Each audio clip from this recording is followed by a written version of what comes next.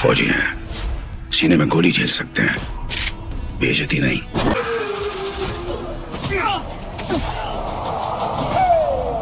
আসসালামু আলাইকুম। এখন আমি কথা বলবো সুবেদার মুভিটা নিয়ে, যেটা কিছুদিন আগে ওটিটিতে মুক্তি পেয়েছে। এই মুভিতে লিড রোলে অভিনয় করেছেন মূলত আমাদের Anil Kapoor, legendary actor. Overall এই মুভিটা আমার কাছে কেমন লাগছে সেই জিনিসটাই আমি আপনাদের সাথে তুলে ধরার চেষ্টা করব। শুরুতে আমি বলতে চাই যে এটা এমন কোনো মুভি না যে এরকম কোনো গল্পের মুভি আপনারা এর আগে দেখেন নাই। এটা মূলত এরকম একটাই মুভি যে যেরকম গল্প এর আগে আপনারা বহুবার দেখেছেন এবং সেই জিনিসগুলো আপনাদের এই মুভিটা দেখার সময় বেশ ভালোভাবে মনে পড়বে।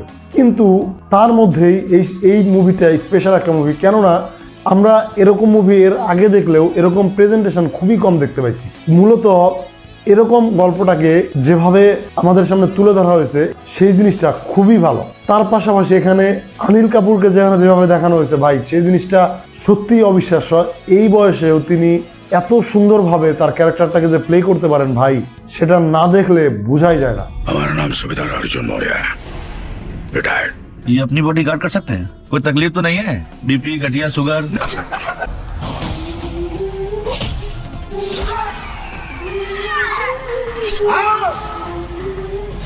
এই অনিল কাপুর এই মুভিটাকে এত সুন্দরভাবে এই মুভির ক্যারেক্টারটাকে প্লে করেছেন যেটা অবিশ্বাস্য, এবং তার পাশাপাশি এই মুভির প্রেজেন্টেশন যেটা খুবই ভালো এবং এটা দেখতে আমাদের কাছে খুব বেশি ভালো লাগে। একজন রিটায়ার্ড আর্মি অফিসারের যেরকম ক্যারেক্টার হওয়া উচিত, এখানেও মূলত সেরকম ক্যারেক্টারটাই মূলত অনিল কাপুর প্লে করেছেন, যেটা অবশ্যই প্রশংসার দাবিদার। তার পাশাপাশি আদিত্য মোহন, তিনি নেগেটিভ রোলে অভিনয় করেছেন, তার অভিনয় বেশ ভালো এবং এই ক্যারেক্টারটাকে দেখলে আপনার এই ক্যারেক্টারটার প্রতি ঘৃণা তৈরি হবে। दबंगई करते हैं दीदी के भाई प्रिंस। क्या हो गया? नाचो। जितने बचे कुचे सबको बालू में गाड़ देंगे। এই যে জিনিসটা অবশ্যই প্রশংসা করার মতো বলে আমার মনে হয় যে ইনি আদিত্য মোহন এই ক্যারেক্টারটাকে খুবই সুন্দরভাবে, এত সুন্দরভাবে তার ভিলেনিক রোলটাকে আমাদের সামনে প্লে করেছেন, যেটা খুবই খুবই খুবই ভালো। তার পাশাপাশি মোনা সিং এখানে নেগেটিভ রোলে অভিনয় করেছেন। তার ক্যারেক্টারটা মূলত গম্ভীরভাবে লেখা হয়েছে এবং एक ही बात सिखाई थी पिताजी ने, खौफ खत्म तो खेल खत्म। তার ক্যারেক্টারটাকে যেভাবে ডিজাইন করা হয়েছে সেটাও সুন্দর। মোনা সিংহ তার ক্যারেক্টারটাকে খুব ভালোভাবে এখানে প্লে করতে পেরেছেন। তার পাশাপাশি রাধিকা মোহন সহ শুরু করে যারা সাপোর্টিং কাস্টে এই মুভিতে অভিনয় করেছেন তাদের সবার অভিনয় মোটামুটি বেশ ভালো। अब आप क्या कर रहे थे, क्या कर रहे हैं, हमें कोई आइडिया।